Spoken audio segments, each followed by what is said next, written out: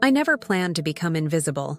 It happened gradually, like the fading of summer into fall as I crossed the threshold of my 60s. The world's gaze, once so attentive, seemed to slide past me in grocery stores, at family gatherings, in the subtle shifts of conversation that no longer required my input. At 65, I found myself standing before my bathroom mirror one morning, really looking at the woman reflected there. The silver threads weaving through my once auburn hair told stories of decades lived, while lines etched around my eyes spoke of both laughter and tears that had shaped me.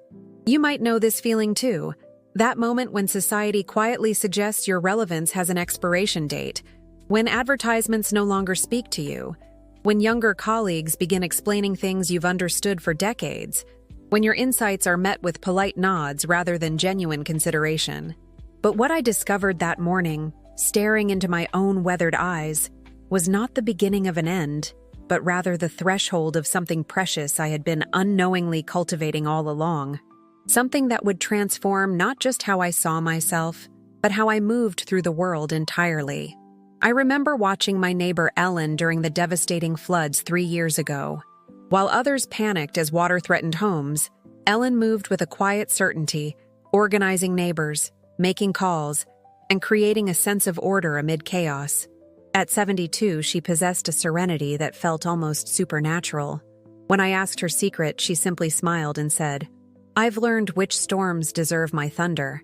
That simple phrase shifted something fundamental within me. How many times had I exhausted myself fighting battles that ultimately didn't matter? How much energy had I wasted on worry over things beyond my control? You probably know what it's like to lie awake rehearsing arguments or replaying mistakes. We've all done it, allowed anxiety to steal our peace and drain our strength. But there's another way to exist, one that Ellen had mastered through deliberate practice rather than happenstance. That week, I began my own journey toward unwavering serenity. When my daughter called with another crisis that needed solving, instead of immediately jumping to rescue her, I took a deep breath and asked myself what response would bring peace rather than temporary relief. The boundary I set that day was small, but it changed everything. The community college bulletin caught my eye as I sorted through my mail. Introduction to Digital Photography, it announced, alongside other courses designed for seniors who want to stay sharp. Initially offended by the patronizing tone, I nearly tossed it aside, until I remembered Robert. He lived down the street, a retired physics professor who, at 81, had recently taken up quantum computing as a hobby. "The day I stop learning is the day I start dying," he often said, his eyes bright with the thrill of discovery. While his peers complained about technology, Robert embraced it, his mind expanding rather than contracting with age. You may have noticed how some people become increasingly rigid as they age, their opinions solidifying into immovable positions. Others seem perpetually 30 years behind, clinging to outdated ideas as the world evolves around them. But there exists another path, the way of unyielding curiosity. I enrolled in that photography class, then another in Spanish literature, and later, a workshop on climate science. Each new subject illuminated connections to things I already knew, creating a rich tapestry of understanding that made life increasingly textured and meaningful. I wasn't just passing time. I was growing more fully into myself. "I'm afraid I can't babysit this weekend," I told my son over the phone, my heart racing despite my resolved tone. "I've already committed to my retreat." The silence that followed felt accusatory, heavy with unspoken expectations that, as a grandmother, my time should always be available. For decades, I had been the reliable one, the woman who rearranged her schedule to accommodate everyone else's needs. My worth had been measured in availability, in the stretching of myself thin to cover the gaps in others' lives. But that pattern had left me depleted, resentful, and unsure of who I was beyond what I did for others. You might recognize this struggle, the guilt that arises when you prioritize your own needs, the fear that saying no might mean losing love or approval. These feelings run especially deep for women of my generation, raised to believe our value lay in service and self-sacrifice. Margaret, my wise friend of 78, had modeled a different way. "People respect what you teach them to respect," she would say. declining invitations without elaborate excuses, protecting her energy with the same care she would protect any precious resource. Watching her taught me that boundaries weren't selfish, they were necessary for sustainability. If you've been enjoying this story so far, please take a moment to like this video and subscribe to our channel. Your support helps us create more content that celebrates the wisdom we gain with age. Now, let's continue our journey of discovery together. I never meant to become a confidant for the young barista at my local coffee shop. It started with simple greetings, then expanded to brief conversations about her art studies. Soon, 22-year-old Zoe was saving her deepest questions for my Tuesday morning visits, telling me things she couldn't tell her parents. "There's something about how you listen," she explained when I asked why she trusted me. "You don't immediately try to fix things or judge me. You just create this space where I can figure things out." I hadn't realized that focused attention had become rare enough to be remarkable, that simply being present had become a gift. You've likely noticed how conversations have changed, how people half listen while checking phones, how dialogue has become competitive rather than collaborative. In a world increasingly distracted, the ability to truly see and hear another person has become an uncommon treasure. Sarah, my sister-in-law, exemplifies this quality magnificently. At 69, she hosts Sunday dinners where neighbors and family gather, drawn by her remarkable ability to make each person feel singularly important. She remembers details from previous conversations, asks thoughtful follow-up questions, and creates connections between people with similar interests or complementary skills. I stood in my garden this morning, coffee cooling in my hand, completely transfixed by a spider weaving its web between two rose bushes. The intricate patterns, the patient craftsmanship, the perfect geometry emerging from instinct. For 20 minutes, nothing existed but this small miracle unfolding before me. There was a time when such moments would have been impossible. My younger self was always rushing toward the next achievement, the next milestone, believing joy existed somewhere in the future rather than in the present. Even leisure had been purposeful, vacations planned for maximum experiences, weekends optimized for productivity. You may recognize this tendency in yourself, the difficulty in simply being without doing, the subtle anxiety that arises when you're not being productive. Our culture celebrates busyness, making rest feel indulgent and stillness seem wasteful, particularly for women expected to manage both professional and domestic realms.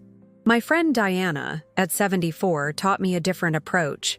A former CEO who had once commanded boardrooms, she now speaks reverently about her morning tea ritual, the changing light on her kitchen wall, the evening song of crickets outside her window. "I've lived long enough to know that life happens in these small moments," she says. "Everything else is just filler. I canceled dinner with James after he kept me waiting for the third time. At 67, I no longer had patience for relationships that made me feel undervalued. But we've known each other for years," he protested, surprised by my firmness. "Exactly," I replied, which makes it all the more disappointing. The younger version of myself would have made excuses for his behavior, would have diminished my own feelings to maintain harmony. I would have ignored the subtle disrespect, telling myself it wasn't important enough to cause conflict. But years had taught me that these small concessions compound over time. You might have experienced this evolution yourself, the way self-respect grows more non-negotiable with age, the quiet dignity that emerges when you've witnessed enough to know which compromises honor your values and which ones slowly erode your sense of self. Catherine, an elegant woman in her 80s who volunteers at our local library, embodies this quality beautifully. When a patron spoke condescendingly to her, assuming confusion due to her age, she responded with gentle correction rather than accommodation. "I understand perfectly," she said with a smile. Perhaps I wasn't clear in my explanation. Her stance commanded respect without demanding it. I didn't develop these qualities by accident. Each emerged through conscious choice, often after painful lessons that revealed the cost of their absence. Serenity came after years of anxiety had taken a physical toll. Boundaries developed after burnout left me bedridden for months. Self-respect grew from relationships where its lack had left me diminished. My journal entries track this evolution, early pages filled with people-pleasing and external validation, gradually shifting toward authenticity and inner alignment. The transformation wasn't linear or easy. There were backslides into old patterns, moments of doubt about my new directions, resistance from those accustomed to my former compliance. You might be at any point along this path, perhaps just beginning to question patterns that no longer serve you, or maybe well established in your own wisdom. Whatever your stage, know that this journey toward becoming a human treasure involves both intention and attention, both choice and chance. Carol, whom I met in my writing group, describes it as becoming more essentially yourself. At 70, she speaks of shedding societal expectations like outgrown clothes, keeping only what truly fits and feels authentic. I'm not becoming someone new, she explains. I'm becoming more purely who I've always been beneath all the shoulds and supposed tos. I never expected to find freedom in loss. When my husband died, when my health faced challenges, when retirement changed my professional identity, each subtraction initially felt like only diminishment. Yet each also created space for something new to emerge, like a forest clearing after a fallen tree. These losses stripped away layers of who I thought I needed to be, revealing something more essential underneath. Without the roles that had defined me, wife, career woman, caretaker, I faced the fundamental question of who I was when all those labels were removed. The answer surprised me with its simplicity and its depth. You may have experienced similar moments of identity reconfiguration after children leave home, following career changes, during health challenges. These thresholds often feel like endings, and indeed they are. But they're also beginnings of potentially richer chapters if we allow them to be. Linda, widowed at 63, exemplifies this transformation beautifully. Initially devastated by her husband's death, she eventually found her way to community theater, a passion she'd abandoned in youth. Now 70, she speaks of grief not as something she got over, but as something that carved new channels through which more life could flow. I wore red to my granddaughter's wedding. Not a subdued burgundy or muted brick, but a vibrant, unapologetic crimson that matched my lipstick. "Aren't you bold?" someone commented with raised eyebrows. The subtext clear. Women my age should fade into the background, should dress to be unnoticed. There was a time when I would have agreed, when I believed aging meant gradual invisibility was my duty. Society has clear messages about older women. We should be helpful but unobtrusive, supportive but not central, wise but not commanding. The spotlight belongs to younger generations. Our role is to stand in the wings. You might feel this pressure too. The subtle push toward self-erasure. The expectation that your voice should soften. Your presence should diminish. Your vibrancy should dull. These expectations fall especially heavily on women, whose social value has historically been tied to youth and physical appearance.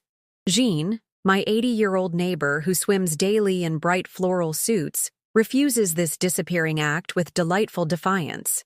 "Being invisible is a choice," she told me once while applying fuchsia nail polish, "and it's not a choice I'm interested in making." Her continued insistence on being fully, vibrantly present inspires similar courage in everyone around her. I found myself comforting a young colleague devastated by a professional setback.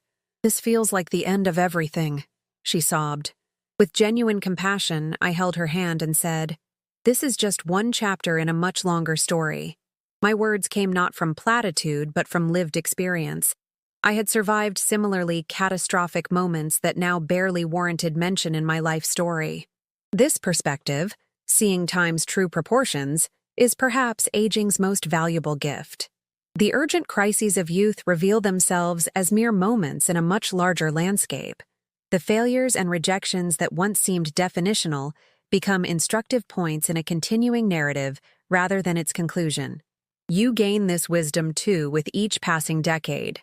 The understanding that most things matter less than they appear to in the moment. This isn't dismissal or diminishment of genuine pain, but rather the comforting knowledge that time transforms both our circumstances and our relationship to them. Michael, a retired judge in his 70s, describes this as the long view. Having witnessed countless human dramas from the bench, he developed a remarkable ability to distinguish between temporary turbulence and truly consequential moments. Most of what we worry about, he observes with gentle humor, never happens at all, and much of what does happen matters far less than we imagine. I recently sorted through decades of professional accomplishments, awards, publications, recognition that once seemed monumentally important. What struck me was how little emotional resonance these symbols now held compared to the letters tucked among them. Notes from mentees expressing how our relationship had changed their paths. My measure of success has transformed entirely. The achievements that society recognized and rewarded have faded in importance, while the relationships fostered, the values demonstrated, and the kindness extended have appreciated in value. What matters now is not what I accumulated, but what I contributed. Not what I claimed, but what I created. You might notice this shift in your own priorities. The growing awareness that what we leave behind is less about tangible accomplishments and more about how we influenced others' experiences of the world. Did we make it more compassionate, more just, more beautiful in whatever sphere we occupied? Elizabeth, an accomplished sculptor in her late 70s, speaks eloquently about this evolution. Though her work stands in prestigious collections, she measures her legacy differently now. My greatest creations, she says, are the students who found their voices in my studio, the people who learned to see beauty differently because of our conversations. I never anticipated the sisterhood that would emerge among women of a certain age. We recognize each other instantly, in checkout lines, at community events, across crowded rooms, connected by the shared journey of becoming increasingly ourselves, while navigating a world that often prefers we remain small and accommodating. These connections form without pretense or competition. We exchange knowing glances when younger women apologize unnecessarily, when men interrupt or explain unnecessarily, when society's contradictory expectations become particularly visible. There is solidarity in this silent recognition, strength in this unspoken understanding. You may have found your own version of this community, people with whom you can be authentic without explanation or justification. This circle might include those who remember the same cultural touchstones, who understand references without elaboration, who share the perspective that comes only through lived experience. The Tuesday morning coffee group at Riverside Park illustrates this beautifully. Women ranging from 65 to 90 gather weekly, bringing diverse backgrounds but shared wisdom. They disagree vigorously about politics and religion, but agree fundamentally on what matters: authenticity, integrity, and the courage to remain engaged with life regardless of age. If this story resonates with you, please take a moment to like, subscribe, and share it with someone who might need these words today. Together, we can celebrate the profound wisdom that comes with age and experience. I stand now at 72, neither at the beginning nor the end of this journey toward becoming a human treasure. Some qualities have taken root firmly. Serenity comes more naturally now. Boundaries maintain themselves with less effort. Joy finds me in even the most ordinary moments. Other aspects continue to challenge me. I still occasionally falter in self-respect, still sometimes diminish my own needs to maintain harmony, still find myself seeking external validation despite knowing better. The difference now is compassion for these inconsistencies, patience with my own continuing evolution. You too are in process no matter your age or stage. The becoming never truly ends. We are always in the midst of transformation if we remain open to growth. The qualities that make us valuable to ourselves and others develop not in dramatic moments, but in daily choices, small acts of courage, consistent alignment with our deepest values. There is profound freedom in this ongoing emergence, this perpetual possibility. Each day offers new opportunities to choose serenity over anxiety, boundaries over depletion, curiosity over certainty, connection over isolation. In embracing these choices, we create not just more fulfilling lives for ourselves, but ripples of possibility that extend far beyond our individual existence.